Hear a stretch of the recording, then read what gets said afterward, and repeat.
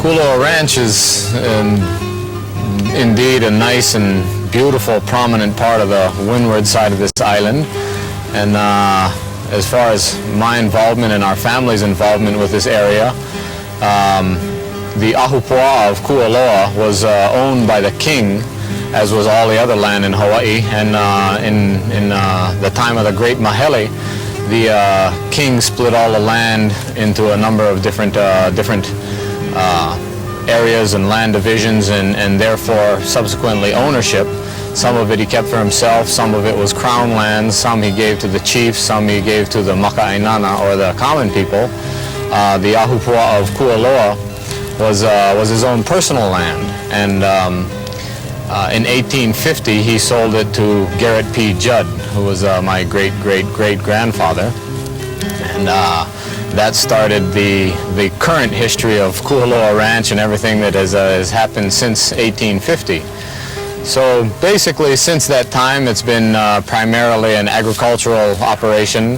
From a land use perspective, it still is primarily an agricultural operation. Since that time, reading through diaries of Garrett P. Judd and other things, they tried squash and potatoes and taro and rice and all kinds of different things. His son, Charles Hastings Judd, bought the neighboring two Ahupua'a of Hakipu and Ka'aava before the turn of the century. But that's how Kualoa Ranch came to be the size and the nature as it is right now, is through Garrett P. Judd and Charles Hastings Judd. As I said, there was all kinds of different agricultural enterprises that were tried, and some failed and some just passed on. Sugar was one that was a short-lived thing. The first sugar mill on Oahu, as most people know, was built at Kualoa. It was a real rough business. It was started by Samuel Wilder, who was Charles Hastings Judd's brother-in-law. Wilder is another recognized name in Hawaii. After just growing sugar for a few years in the Kualoa area, there was a time of a drought, and production was not very high at that time.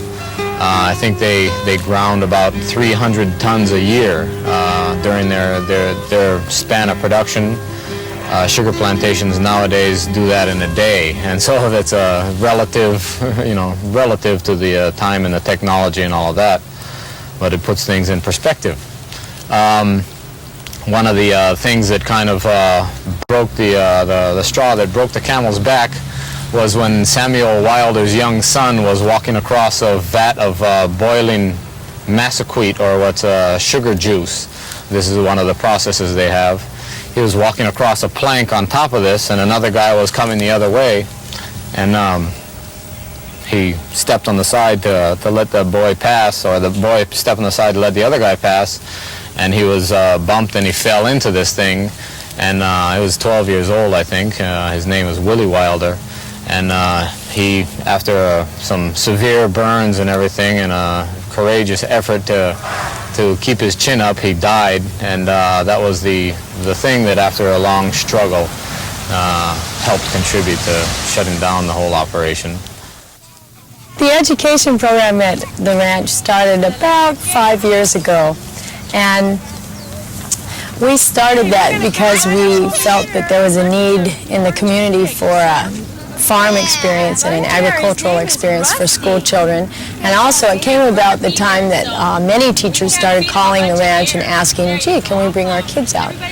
Right now we have about 1,000 school children a month that come out and visit the ranch. And they come Monday through Friday. We average about 75 kids a day, 50 to 75 kids a day, and they come out. We have a hands-on petting zoo where they get to feed and touch a variety of farm animals, goats and sheep and pigs, ducks and chickens. And we have heavy draft horses, quarter horses, ponies, donkeys. And we have also an exhibit, and our farm animal exhibit is partly made up of some of the animals that came from Meadow Gold Dairy when they shut down their education program, and we're carrying on their tradition as well as our own with the help of of some new animals. So we have monkeys, spider monkeys as well. And usually the kids go in and they get to feed and touch all the animals, and then they also go on a horse-drawn trolley ride or a tractor-drawn trolley ride, depending on how much mud and rain we have on our road. It is a real unique experience for most kids. I'm amazed at the number of children that never get to get their feet dirty. And so that's one of their biggest stumbling blocks, is walking across a pasture most of the time. So they seem to enjoy themselves. We have a big picnic area, so they spend about 2.5 to 3 hours at the ranch in the morning. We teach them about cattle ranching and the history of Kualoa Ranch, and we talk about cowboys and what kinds of tools they need to get their job done. We talk about diversification in order to survive in the cattle business, and we educate the public as well as educating these kids, because there are a lot of people that drive by Kualoa Ranch and they only see what's most visible, and most of the time the cattle are in the valley, so they don't see cattle, they see the recreation. So this way the public also gets educated on why we do all these things. My name's Abraham Akau. I work here for Mr. Morgan on Kualoa Ranch, and I've been here for about going 37 years now, and I like it, what I do, and it's interesting what we have to do on the ranch. Yes, a lot of things we have to diversify. For me, it was hard at the beginning because I was here from the start, almost the start of the ranch, and diversifying was hard. But now I understand that we need to diversify. I appreciate that my daughter was born here. One of my daughters was born here on the ranch, and I have another daughter. She managed the ranch now here with John Morgan, and she's doing very well. And I thank her for all the opportunities that we have here on the ranch. Sometimes in the future we look at what future do we have, but I appreciate for what I've learned here, and then the Morgan family has been really nice to me and my family, taking care of us, and it's wonderful. As I say, I think we're fortunate that we can receive this place the way it is today because of the attitudes of the people in the past and present about what to do with this place.